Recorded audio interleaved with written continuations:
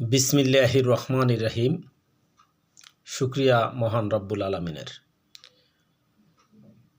আজকের আমি আলোচনা করব বাংলাদেশ জাতীয়তাবাদী দলের সদস্য নবায়ন প্রসঙ্গে আমি একটি কথা বলতে চাই। এই নবায়নে কি বিএনপির প্রকৃত ত্যাগী যারা নেতাকর্মী সদস্য এরা কি এই নবায়নে উঠে আসবে, না এর ভিতরেও স্বৈরাচারী দোসর সুবিধাভোগীরা আসবে? এইটা একটি বিষয়। যদি 5 তারিখের পরে দেখেছেন বিএনপিতে লোকের অভাব নেই, মিছিল মিটিং বিভিন্ন প্রোগ্রামে কোথাও পাইনি। যে সকল লোকগুলি বিএনপির ক্ষতি করেছে, আওয়ামী লীগের সাথে আঁতাত করে বিএনপির নেতাকর্মীদের বিভিন্নভাবে হয়রানি করেছে, সেই সকল সুযোগ সন্ধানী লোকগুলি আজ মোটরসাইকেল নিয়ে সবার আগে মিছিল মিটিংয়ে উপস্থিত হয়। এই সকল লোকগুলি যদি নবায়নে চলে আসে তবে কি বিএনপি থেকে দালাল মুক্ত হবে? হবে না। নবায়নের ব্যাপারেও সতর্ক থাকতে হবে। এই নবায়ন কাদেরকে দিয়ে করানো হচ্ছে? আমি মনে করি প্রত্যেকটা ওয়ার্ডে নবায়ন করাতে হবে সেই সকল নেতাকর্মী দ্বারা যারা বিগত স্বৈরাচারী শেখ হাসিনার আমলে জেল জুলুমের শিকার হয়েছে, জেল খেটেছে, যাদের ফ্যামিলিতে কলঙ্কের দাগ নেই।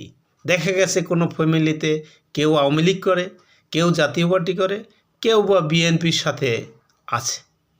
এরকম লোক দিয়ে যদি নবায়ন করানো হয়, এদের মাধ্যমে যদি সদস্য সংগ্রহ করা হয়, তবে দেখা যাবে যে ওই জাতীয় পার্টির লোক ঢুকবে, ওই আওয়ামী লীগের লোক ঢুকবে, কারণ এরা সুবিধাভোগী লোক। কিন্তু প্রকৃত যারা জীবন দিয়ে দলকে ভালোবাসে, যারা এই স্বৈরাচারী সরকারকে হটানোর জন্য, বিতাড়িত করার জন্য জীবন দিয়েছে, যে সকল ফ্যামিলি জেল জুলুমের শিকার হয়েছে, এই যে 24-এর আন্দোলনে যারা আহত নিহত হয়েছে, এদের পরিবার দিয়ে যদি প্রত্যেকটা ইউনিয়নে ওয়ার্ডে এদের পরিবারের লোক 2-1 জনও থাকে, তাদেরকে দিয়ে নবায়ন করালে আমার মনে হয় দলের ত্যাগী নেতাকর্মীরা উঠে আসবে।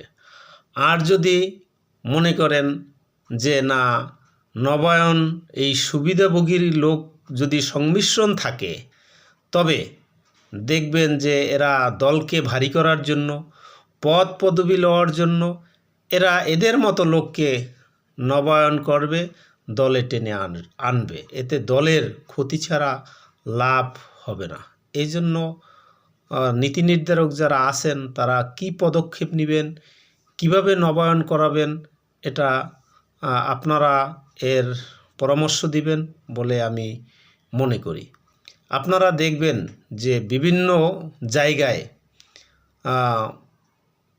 ইউনিয়ন থেকে উপজেলা লেভেল পর্যন্ত যারা এই 5 মাসে স্বৈরাচারী ফ্যাসিস্ট যখন দেশ ত্যাগ করেছে, এই 5 মাসে দেখবেন যারা পদ পদবি লওয়ার জন্য অনেক সুবিধাভোগীদের টানছে এবং এদেরকে কাছে রাখছে, কারণ এরা বিভিন্ন সময় এই বিগত স্বৈরাচারী সরকারের আমলে বহু টাকা, এদেশের মানুষের টাকা লুট করে পকেট ভারী করেছে, দেশ বিদেশে পাচার করছে। এদেরকে টানছে কারণ এরা বিভিন্ন প্রোগ্রামে এই কালো টাকা দিতে পারে, সাহায্য সহযোগিতা করতে পারে। কিন্তু যারা ত্যাগী নেতা কর্মী আছে, যারা জেল জুলুমের শিকার হয়েছে, তারা টাকা দেবে কোত্থেকে? তারা তো বিগত 17টি বছরে জেল খেটেছে, মামলার টাকা যোগান দিয়েছে, ফ্যামিলি চালাতে পারে নাই, জেলে ঘানি টানছে। এদের তো অর্থ নেই। এদের কিছু অর্থ থাকলেও তা বিভিন্নভাবে কেস মামলা দিয়ে শেষ করে দিয়েছে এবং স্বৈরাচারী শেখ হাসিনার দালালরা লুটে নিয়েছে। কাজেই যাতে টাকার বিনিময়ে এই মানুষের ত্যাগ, দলীয় যে সকল নেতাকর্মী জীবন দিয়েছে এদের ত্যাগ যেন বৃথা না যায় সেদিকে সজাগ দৃষ্টি রাখতে হবে। আমি আরেকটি কথা বলতে চাই যে এখন পর্যন্ত আমার বাংলাদেশ জাতীয়তাবাদী দল ছাড়া আরও যারা অন্যান্য দলগুলি আছে, কোনো দল বা আমার জাতীয়তাবাদী দলের শীর্ষ নেতারাও এখন পর্যন্ত বলেননি যে এই স্বৈরাচার বিরোধী আন্দোলনে যারা শহীদ হয়েছে, যারা আহত হয়েছে তাদেরকে নিয়ে কি করবেন তারা, তাদের পরিকল্পনা কি। আপনারা দেখেন, যারা এই স্বৈরাচারী সরকার যদি আবার 30 বছর পরেও এদেশে ফিরে আসে, যে সকল ফ্যামিলিগুলি আহত হয়েছে, নিহত হয়েছে, এদের বংশসহ তারা আইনের আওতায় আনবে, শেষ করে দিবে। কাজেই আপনারা এদেরকেও আশ্বস্ত করুন, এদের জন্য আপনারা কি করবেন, যাদের জন্য আপনারা এই স্বাধীনতা পেয়েছেন, যাদের জন্য আজ প্রাণ খুলে কথা বলতে পারতেছেন, যাদের জন্য আজ স্ত্রী সন্তানদের কাছে নিয়ে বসবাস করতে পারতেছেন, এদের কথা চিন্তা করেও আপনারা বিভিন্ন গণমাধ্যমগুলোতে এদেরকে আশ্বস্ত করবেন বলে আমি আশা করি। সর্বোপরি আমি একটি কথাই বলতে চাই যে ত্যাগী নেতাকর্মী যারা আছে এখানে কোনো গ্রুপিং নয়, সবাই বিএনপির লোক। কেউ যদি মনে করে আমি তমুকের লোক, এ ধরনের লোক দিয়ে যদি কমিটি করার চিন্তাভাবনা হয় তখন দলের সুশৃঙ্খলা নষ্ট হবে, দলের শক্তি হারিয়ে ফেলবে। সবাই আমরা বিএনপি পরিবারের লোক, যারা ত্যাগী লোক আছে, যারা জেল জুলুমের শিকার হয়েছে, এদের ফ্যামিলি দিয়ে, এদেরকে দিয়েই আগামী বাংলাদেশ জাতীয়তাবাদী দল সামনের দিকে অগ্রসর হবে, এই আশাবাদ ব্যক্ত রেখে আমি আমার বক্তব্য এখানেই শেষ করছি।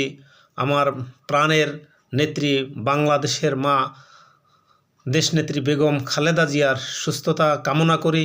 পরিপূর্ণ সুস্থ হয়ে দেশে আসুক, আবার এদেশের মানুষের মুখে হাসি ফুটুক। দেশনায়ক তারেক রহমান আসবে ফিরে বাংলাদেশে বীরের বেশে, এই প্রত্যাশায় আমি আমার বক্তব্য এখানেই শেষ করছি। আল্লাহ হাফেজ। বাংলাদেশ জিন্দাবাদ। শহীদ প্রেসিডেন্ট জিয়াউর রহমান অমর হোক। খালেদা জিয়া জিন্দাবাদ। তারেক রহমান জিন্দাবাদ।